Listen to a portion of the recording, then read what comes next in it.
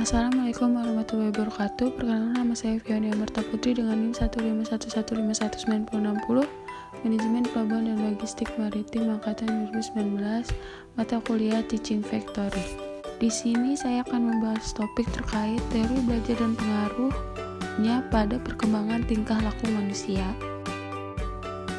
Belajar dalam dunia pendidikan merupakan konsep pengetahuan yang banyak dilakukan oleh pendidik. Guru yang berperan sebagai pendidik atau pengajar akan berusaha menyampaikan ilmu pengetahuan kepada murid-muridnya atau peserta didik dengan sungguh-sungguh dan giat. Satu hal yang perlu diketahui dari proses belajar mengajar adalah ilmu pengetahuan yang didapat, dan bertambahnya ilmu pengetahuan hanya salah satu bagian kecil dari kegiatan untuk membentuk kepribadian seutuhnya. Dalam proses belajar, ada yang namanya teori belajar. Teori belajar adalah suatu langkah-langkah yang dapat membantu guru atau pendidik untuk mendidik dan menyampaikan ilmu pengetahuan kepada murid-murid atau peserta didik. Pada dasarnya, teori belajar sangatlah banyak, tetapi saya akan menjelaskan 4 materi saja yang sudah saya rangkum, yaitu teori belajar aliran behavioristik, aliran kognitif, aliran teori humanistik, dan aliran sibernetik. Simak penjelasan lebih lanjut tentang 4 teori belajar tersebut. Apa itu aliran behavioristik? Teori belajar behavioristik menjelaskan belajar itu adalah perubahan perilaku yang dapat diamati, diukur, dan dinilai secara konkret. Perubahan terjadi melalui rangsangan stimulans yang menimbulkan hubungan perilaku reaktif respon berdasarkan hukum-hukum mekanistik. Stimulan tidak lain adalah lingkungan belajar anak, baik internal maupun eksternal, yang menjadi penyebab belajar. Sedangkan respon adalah akibat atau dampak yang berubah reaksi fisik terhadap stimulans. Belajar berarti penguatan ikatan, asosiasi, sifat, dan kecenderungan perilaku S dan R, stimulus dan respon. Teori behavioristik mementingkan faktor lingkungan, menekankan pada faktor bagian pada tingkah laku yang tampak dengan mempergunakan metode objektif, sifatnya mekanis, dan mementingkan masa lalu. Gage dan Berliner menyatakan bahwa menurut teori behavioristik, belajar adalah perubahan tingkah laku sebagai hasil dari pengalaman, dikutip dari Manziatul 2019. Pada intinya, teori behavioristik menekankan pada pengukuran, sebab pengukuran merupakan satu hal yang penting untuk melihat terjadinya atau tidaknya perubahan perilaku yang tampak sebagai hasil belajar. Seorang siswa dianggap telah belajar sesuatu jika siswa bersangkutan dapat menunjukkan perubahan pada tingkah lakunya. Menurut teori ini, kegiatan belajar yang penting adalah input yang berupa stimulus atau apa saja yang diberikan guru kepada siswa, dan output yang berupa respon atau reaksi tanggapan siswa terhadap stimulus yang diberikan oleh guru tersebut. Keunggulan teori aliran behavioristik. Kelebihan atau keunggulan dari teori behavioristik yaitu: 1. Membiasakan guru untuk sikap jeli, peka terhadap situasi dan kondisi belajar. 2. Guru tidak membiasakan memberikan ceramah sehingga murid dibiasakan belajar mandiri. Jika murid menemukan sesuatu kesulitan, baru ditanyakan pada guru yang bersangkutan. 3. Mampu membantu suatu perilaku yang diinginkan mendapatkan pengakuan positif, dan perilaku yang kurang sesuai mendapat penghargaan negatif yang didasari pada perilaku yang tampak. 4. Dengan melalui pengulangan dan pelatihan yang berkesinambungan dapat mengoptimalkan bakat dan kecerdasan siswa yang sudah terbentuk sebelumnya. Jika anak sudah mahir dalam suatu bidang tertentu, akan lebih dapat dikuatkan lagi, dan pembiasaan pengulangan yang berkesinambungan tersebut dan lebih optimal. Kekurangan teori aliran behavioristik yaitu: 1. Tidak semua pelajaran dapat memakai teori belajar behavioristik. 2. Guru diharuskan untuk menyusun bahan pelajaran dalam bentuk yang sudah siap. 3. Murid cenderung diarahkan untuk berpikir linier, konvergen, dan tidak kreatif, dan memposisikan murid sebagai murid pasif. 4. Dalam proses belajar mengajar, murid hanya bisa mendengar dan menghafal yang didengarkan. 5. Murid membutuhkan motivasi dari luar dan sangat bergantung pada guru. Apa itu aliran kognitif? Seorang psikolog asal Swiss yaitu Jean Piaget mengembangkan teori kognitif sehingga teori belajar kognitif disebut dengan teori belajar Piaget. Berkat teori dari Piaget terlahir perkembangan psikolog yang berpengaruh terhadap perkembangan konsep kecerdasan. Teori kognitif berbicara tentang kemanusiaan, membangun kemampuan kognitif dengan motivasi yang dilakukan oleh diri sendiri terhadap lingkungannya. Inti dari konsep teori ini adalah bagaimana munculnya diperoleh skema dan rencana manusia dalam mempersepsikan lingkungannya dalam tahapan-tahapan perkembangan manusia atau saat seseorang mendapatkan cara baru dalam memaknai informasi secara mental. Arti belajar dalam teori kognitif yaitu proses perseptual atau bisa dikatakan seperti perilaku seseorang dapat ditentukan oleh persepsi dan pemahamannya dalam melihat situasi yang berhubungan dengan tujuan proses belajar mengajar. Teori ini mempercayai bahwa belajar itu dihasilkan dari proses persepsinya, kemudian membentuk hubungan antara pengalaman yang baru dan pengalaman yang sudah disimpan di dalam dirinya. Beberapa hal yang harus diperhatikan saat menerapkan teori kognitif dalam proses belajar mengajar.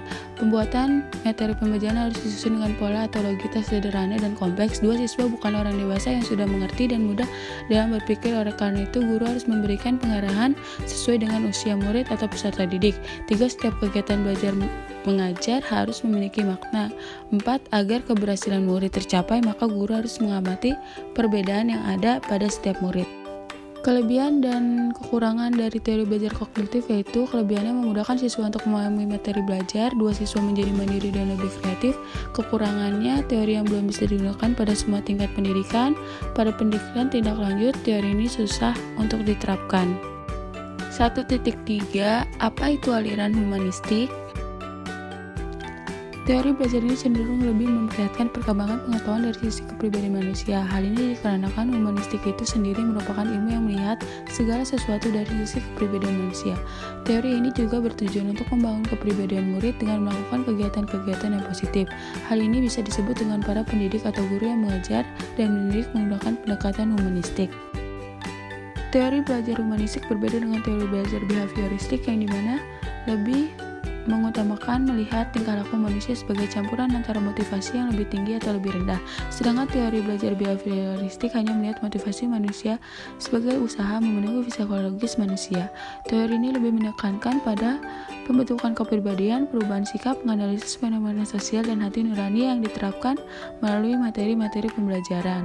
Maka dari itu dapat dikatakan bahwa guru atau pendidik sangat berperan sebagai fasiliator. Beberapa hal yang harus diperhatikan saat menerapkan teori humanistik dalam proses belajar mengajar adalah guru berusaha untuk menyusun menemukan materi pembelajaran lebih banyak agar tujuan belajar mengajar tercapai.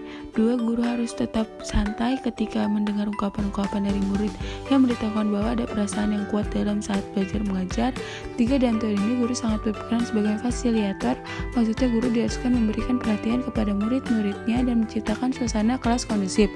4. Ketika guru berperan sebagai fasilitator, guru harus bisa menganalisa, menerima dan kelemahan-kelemahan pada dirinya dengan menganalisa dirinya, mengetahui kelemahan-kelemahannya, maka saat mengajar akan lebih tenang. 5. Guru ditugaskan untuk mengetahui keinginan dari setiap muridnya karena keinginannya. Kelebihan dan kekurangan teori aliran humanistik. Kelebihan teori humanistik yaitu 1. Tingkat keberhasilan atau indikator penilaiannya. Teori belajar ini adalah murid-murid merasa senang dalam belajar dan terjadi perubahan terhadap tingkah laku dan pola pikir bukan karena paksaan atau keinginan sendiri. 2. Jika proses belajar mengajar mengutamakan pembentukan kepribadian, perubahan tingkah laku dan hati nurani, maka teori belajar mengajar humanistik sangat sesuai. 3. Dengan teori ini, murid diharapkan menjadi manusia yang bisa mengatur dirinya sendiri dan menjadi pribadi yang tidak terkait oleh pendapat orang lain tanpa harus merugikan atau mengambil hak orang lain. Lalu kekurangan teori belajar humanistik adalah kekurangan teori belajar humanistik berada pada murid. Maksudnya murid yang tidak mau mengerti akan potensi dirinya, maka murid itu akan tertinggal dalam proses belajar mengajar. 1.4 Apa itu aliran sibernetik? Teori sibernetik merupakan perkembangan dari teori belajar kognitif yang menekankan peristiwa belajar sebagai proses internal yang tidak dapat diamati secara langsung dan terjadi perubahan kemampuan yang terikat pada situasi tertentu. Hakikat manajemen pembelajaran berdasarkan teori belajar sibernetik adalah usaha guru untuk membuat siswa mencapai tujuan belajarnya secara efektif dengan cara memfungsikan unsur-unsur kognisi siswa, terutama unsur pikiran, untuk memahami stimulus dari luar melalui proses pengolahan informasi. Menurut Suciati dan Irawan dalam Budingsi 2008, halaman 92, aplikasi teori belajar sibernetik dalam kegiatan pembelajaran baik diterapkan dengan langkah-langkah sebagai berikut. 1. Menentukan tujuan-tujuan pembelajaran. 2. Menentukan materi pembelajaran. 3. Mengkaji informasi sistem pelajaran terkandung dalam materi pembelajaran. 4. Menentukan pendekatan pelajaran sesuai dengan sistem informasi tersebut. 5. Menyusun materi pelajaran dalam urutan yang sesuai dengan sistem informasinya. 6. Menyajikan materi dan pembimbingan siswa belajar dengan pola yang sesuai dengan urutan materi pelajaran. Kelebihan dan kekurangan aliran sibernetik. Kelebihan dan kelemahan teori belajar sibernetik yaitu kelebihannya cara berpikir yang berorientasi pada proses lebih menonjol. 2. Penyajian pengetahuan memenuhi aspek ekonomi. 3. Kapabilitas belajar dapat disajikan lebih lengkap. 4. Adanya kecerahan seluruh kegiatan belajar pada tujuan yang ingin dicapai. 5. Adanya transfer belajar pada lingkungan kehidupan yang sesungguhnya. 6. Kontra belajar memberikan belajar sesuai dengan irama masing-masing individu.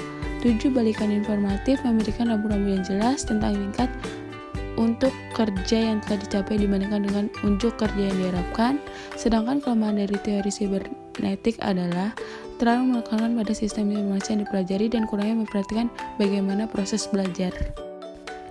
Berikut adalah daftar pustaka dari materi yang sudah saya paparkan sebelumnya. Sekian presentasi dari saya, lebih dan kurangnya mohon maaf. Wabillahi taufiq wal hidayah. Wassalamualaikum warahmatullahi wabarakatuh.